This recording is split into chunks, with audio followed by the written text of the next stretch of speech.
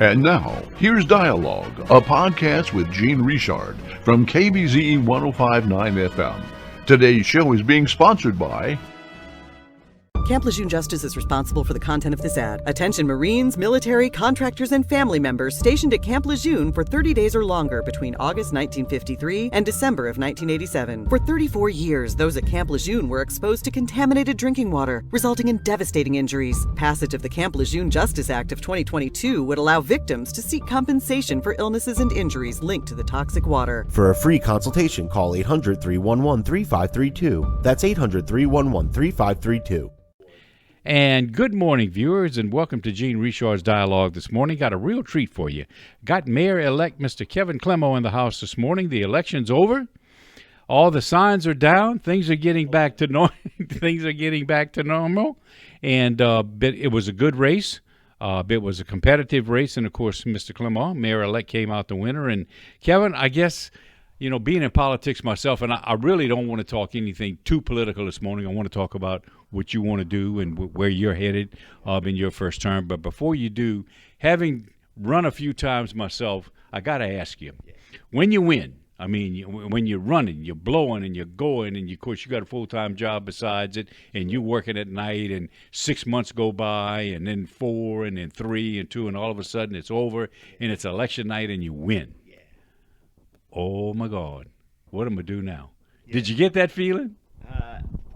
Very quickly. I'll share this story. It was all about the date. That date could have been 2 weeks prior. It could have been 2 months in the past. But it was the anticipation of that date. I was good up to about 7:50 that night. The polls closed at 8 o'clock, right? 7:50 to 8:05, I was nervous. I'll be honest with you. I was nervous. And my wife and my 4 children and 2 of my in-laws, my son-in-law and daughter-in-law, we were kind of sequestered in the back, kind of had our own little time. Some very heartfelt conversations back there. We got to express how we feel. I got to tell them thank you. I got to tell them I was sorry for putting them in positions that they would never, ever have been put in if I wouldn't have decided to run a campaign like this. But I wouldn't trade those 15 minutes for the world. Just super, super times back there. A lot of crying, a lot of laughing, a lot of hugging. And then when we get those first results at 8:05, at 8:10, the weight of the world is lifted off your shoulders.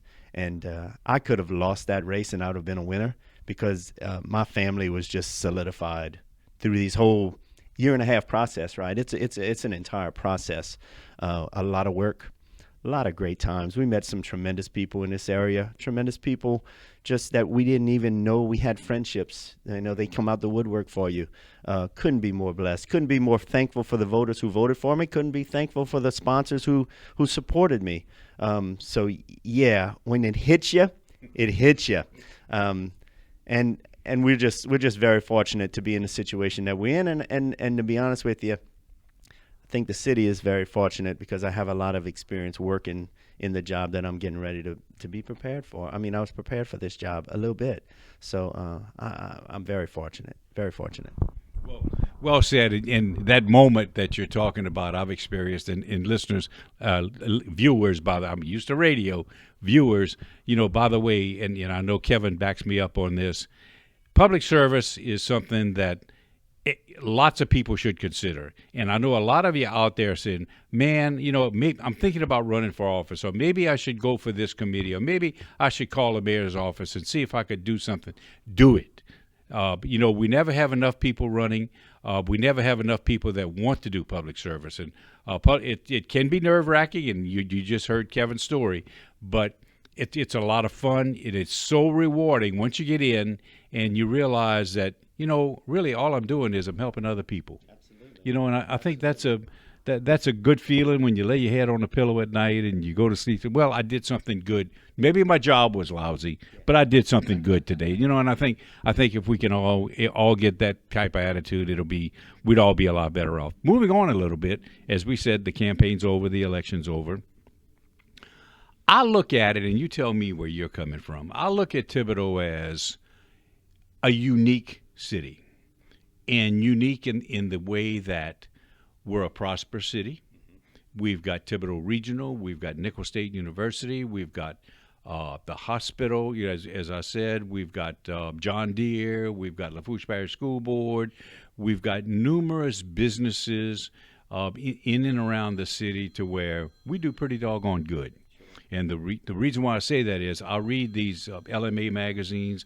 We got some cities in the state that are not doing so good. So we've been fortunate in the way that where we're situated, what we're doing, the way we're settled, we're doing pretty doggone good.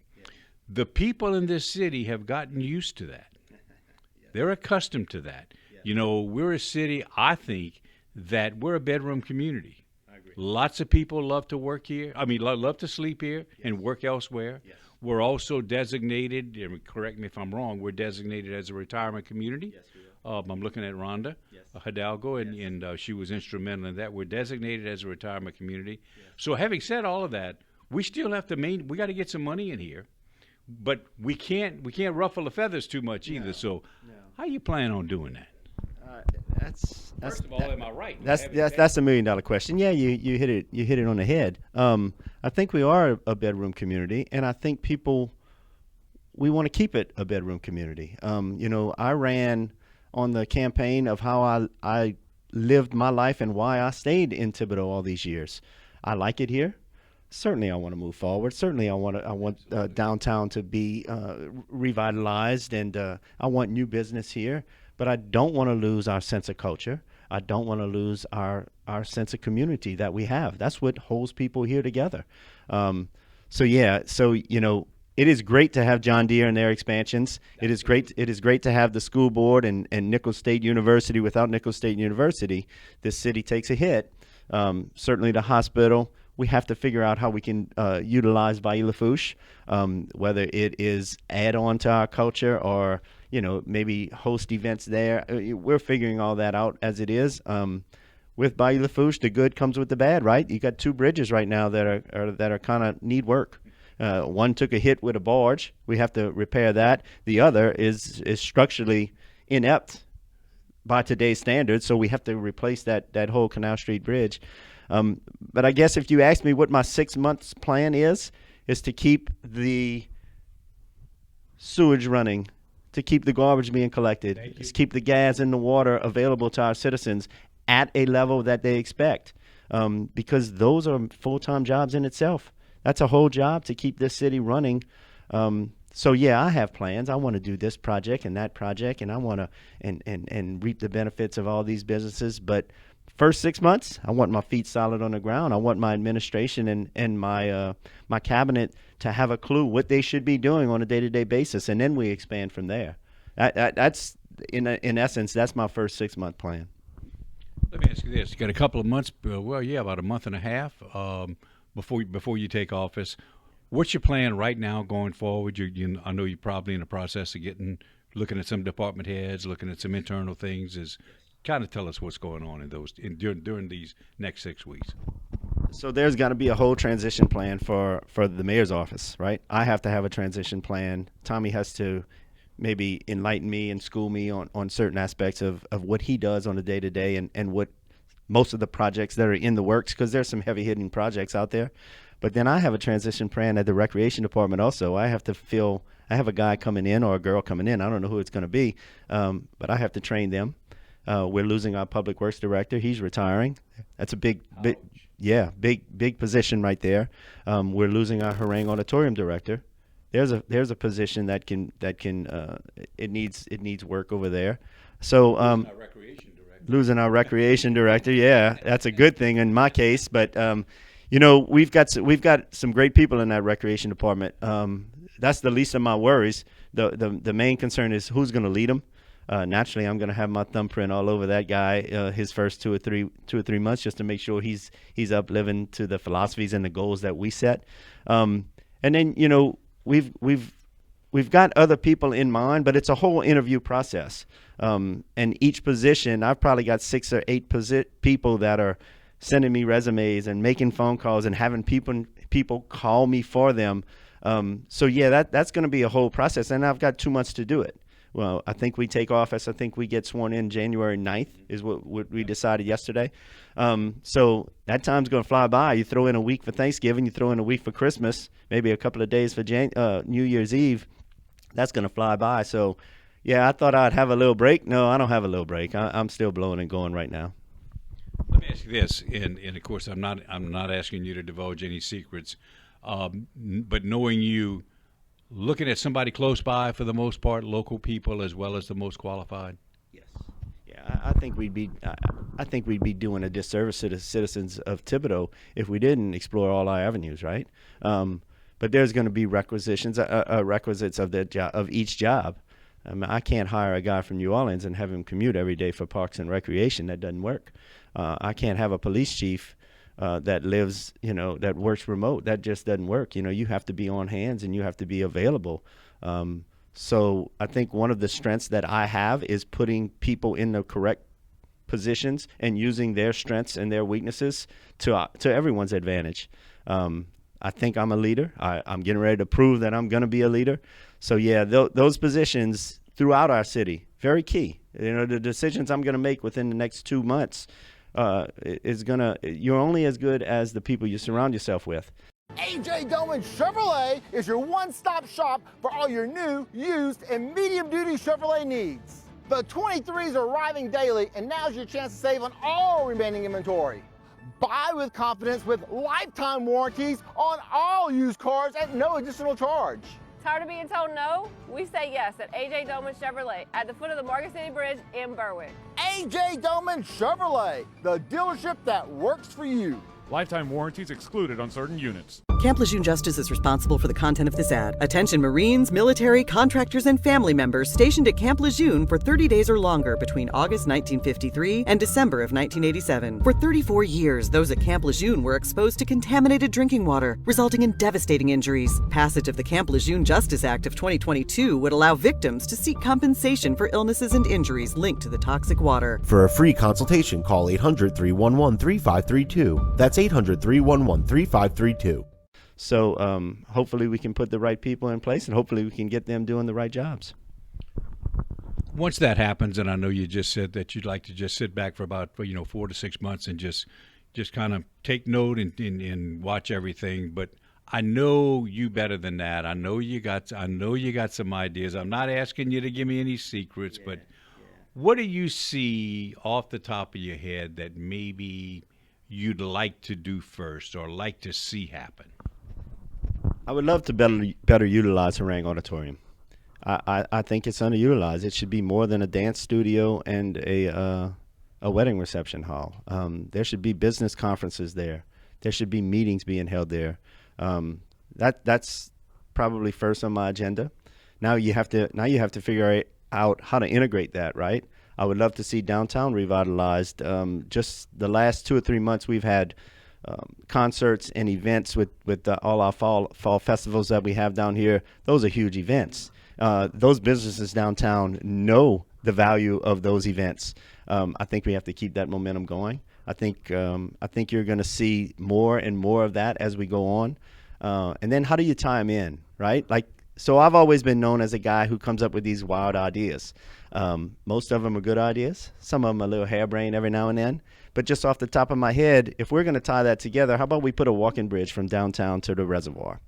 How about we get something where we can connect Big Mike's to the Red Goose Saloon or downtown, any of those businesses downtown?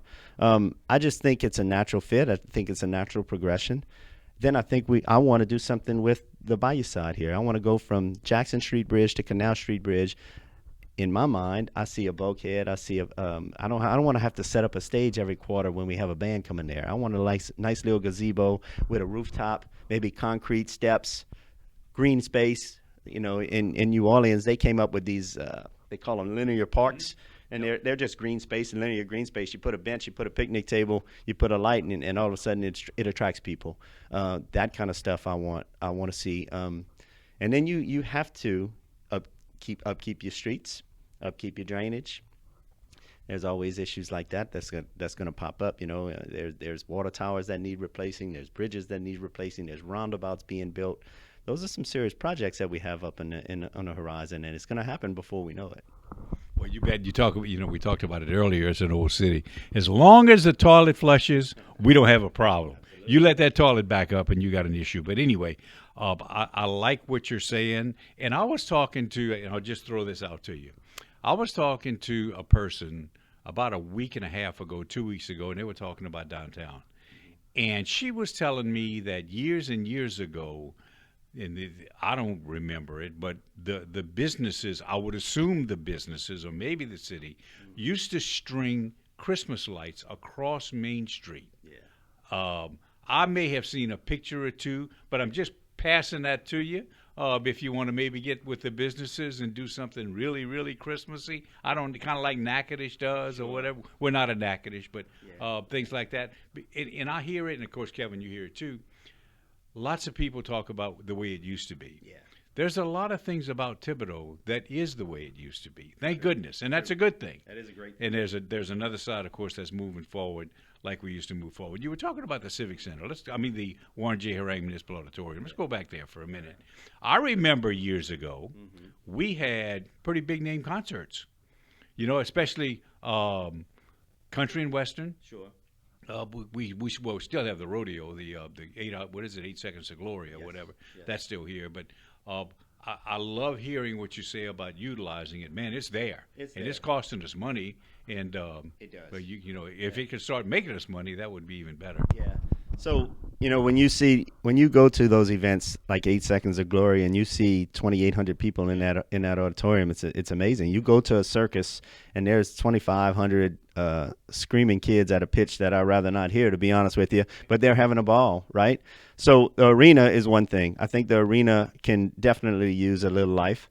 But then when you go on the other side of the hall, there's that huge plantation room. I would love to see that plantation room maybe cut in thirds, have a business center on one side, be able to hold meetings with a large table and some screens up top. Because right now, if we literally have a meeting, we have to go to Shreva or Houma. We can't host this. The NOV is the only one large enough to do it, or we kind of tailor that room into a business center or a meeting place. It should be almost, there should be permanent fixtures there, right? There should be tables with chairs. And I'm not saying you have to spend millions to revitalize that. We've actually done a good job of revitalizing the restrooms in the Harang Auditorium, the floors in Harang Auditorium. You see improvements. We've done serious improvements over the last two or 3 years. But it just needs to have cars there during the day and not only from 5 o'clock to 7:30 at night. True story. Is there still, and I kind of lost track, is there still walking in the morning, or do we still utilize it? That was always a good thing. They do.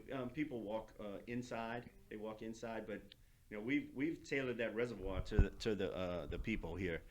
That reservoir right next door has a walking track. We just concreted it. We've bulkheaded the reservoir, which not only is more physically appealing, but it serves a purpose, right? That water is there for a purpose in case we have a storm and we can't use the fresh water out of Bayou Lafourche.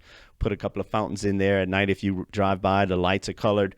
So if you can get around the ducks, that outside walking trail is very nice. But they do utilize it inside, just the ring around the top to walk. Well, I tell you, Miss Judy Weimer, of course, moved from Thibodaux to Baton Rouge, and I know you're watching us. Her big thing, of course, was the reservoir. You'll be happy to know that it is being bulkheaded. It looks nice on top, and we're keeping it up to your standards. She called me at least once a week. What about this? What about that on the reservoir? So it does really look good, Kevin. Oh, so do I. Yeah, so do I. Public service, number one. Number two, the other thing I noticed, and you mentioned it when we talked about Bayou Lafourche, I actually saw two boats. There you go. When I was passing the Canal Street Bridge week before last, there was a pontoon boat and another small boat. Guy had his whole family in it. Yeah. They were just cruising up and down the bayou. I have not seen that probably in 20 years. Somewhere in New Orleans or in Thibodaux, wherever Chip Battle is, he's smiling right now because that was his big push, right? He wanted more traffic in Bayou Lafourche. He always wanted boat ramps and launches there. I think you're going to see a little bit more of that. I mean, the Friends of Bayou Lafourche had a boat parade probably 3 months ago, they probably had 50, 60 vehicles in there, and they were from pontoon boats to kayaks to everything. I think that's pretty good. I noticed when we were walking the streets these last 2 or 3 months, there are boats being utilized. They running.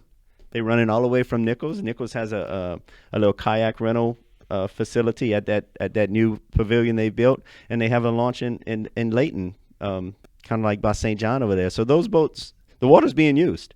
I hope it continues. I hope people take advantage of that. It's a resource that not every community has. One more thought before we got to go. And of course, you mentioned it with the Warren J. Harang Municipal Auditorium. You want to bring people in. You want to have events. If we do that, and that's all great. I mean, we relish the sales tax. People are going to eat here. People are going to get gas here. People are going to shop in the stores here. But people also got to sleep. And I was thinking, if we do that, how do we stand with hotels and motels and if we want to keep them overnight, we want to keep them for the weekend. We in shape? Sure. Great question. I think it's a work in progress. I know there's a hotel that's going to be built on North Acadia Boulevard, across from the hospital. I know that's been in the works. I'm surprised they hadn't broken ground on that yet. I know there are investors that are trying to get the old executive. I know there's people that have reached out. They've reached out to me personally. I'm sure they've reached out to Tommy. That's some conversations we've had. I don't know the status of those. And then you've got the Days Inn and the Hampton across the street. You got the Carmel Inn right down on the LA1. So I think that's always going to be a work in progress, right? The more people you get, the better it's going to be. Listeners, viewers, I'm excited with. You heard from Mayor-elect Kevin Clement. We're going to bother you once a month. We're going to come in, and if Rhonda, if you'd be so kind as to let us continue using your office, he won't have to leave. He won't have to go anywhere. He can come right here, and we can do it. But I want to follow him. Let's follow him down the path of his mayorship here in the city of Thibodaux, because I think it's going to be exciting being a council member. I'm excited. Yeah. With Tommy, it was a great run. He was always accessible. And I'm listening to you, and I think you will be also. And I'm really looking forward to serving with you. I'm really looking forward to your leadership, and I think it's going to be a great 4 years. Let me just say this one thing. Sure. That door will always be open. I think the value in a community is when people take an interest. If no one called there and gave us the good, the bad, or the ugly, we wouldn't be utilizing our talents as best as we can. So the more people that call with ideas, the better we are. Now, look, don't be ashamed if we tell you, well, we're not quite there yet with that project. We may put that on the back burner. But that's always been a staple at recreation. That's how we've done probably 7, 8 projects, main projects that we have over there. So the more people that come with ideas, the better off we're going to be. Tommy's always subscribed to that theory. I'm always going to subscribe to that theory. I said this earlier on election night. It's amazing how much that man has done. He always made the right choice for the community as a whole. It might not have been the right choice for each individual agenda that we have out there, but he always made the right choice. Hopefully I can follow in those footsteps and do the right thing for the city of Thibodaux. I think we can. I know the people that we're going to surround ourselves with, we're all going to have the same philosophy and be on the same page. So, I hope to continue with his legacy that he's provided and build our own. But I am looking forward to the new council. There's two new people on that council. In 4 years, there's going to be 3 more new people on that council, 2 more new people on that council, right? I think it's a great time for the city of Thibodaux. I think you're going to see the population blow up on the west side of town. You could already see it on the north side of town. I don't know when that development's ever going to stop. There's always land out there. Very exciting times, and I'm proud and happy to be a part of it. We're proud and happy to be with you. And you know what we're going to do, listeners? I wanted to catch you, but he just went out the door. The next one we do, maybe next week, my boss is sitting right in front of me, we can do Mayor Eshte and get his feelings on his term, and we'll all go out with a bang, and then, of course, you take over on January 9th, and it's going to be a whole new ballgame. Thanks for helping us out this morning, Mayor-elect Kevin Clement. We appreciate you coming out. Viewers, thank you for listening. Hey, we had a great time this morning. Don't forget to tune us in at, you can get us at 105.9 KBZE on YouTube, and we're there. I'll put it on my Facebook so that you can even watch it from that point. Tell your mama, tell your daddy, tell your sister, tell your brother, tell anybody. Come on out and watch us. We're here once a week. Have a great day today, and we'll see you next week here on Gene Richard's Dialogue. Suicide is a leading cause of preventable death in the United States. Knowing 3 simple digits, 988, can save a life. If you or someone you know is having thoughts of suicide or experiencing a mental health or substance use crisis, 988 provides connection to free confidential support. There is hope. The Lifeline works. For 24/7 confidential support, just call, text, or chat 988.